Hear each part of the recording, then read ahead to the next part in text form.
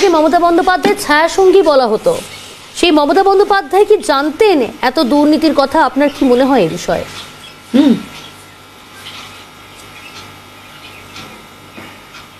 অবশ্যই জানতেন। মমতা বন্দ্যোপাধ্যায়ের অনুপ্রেরণা ছাড়া একটা মানে পিঁপড়েরও কি বাচ্চা প্রসব করে?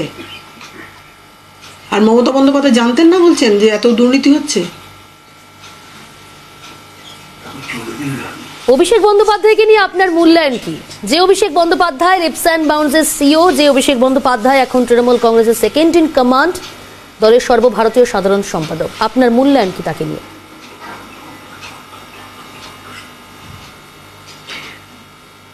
দলটা সর্বভারতীয় আর কোথায় রইল বলুন?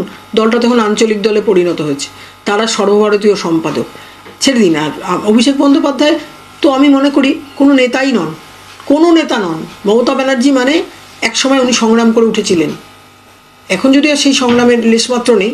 মমতা বন্দ্যোপাধ্যায় মানে উনি সংগ্রাম করে ওঠা একজন মানুষ।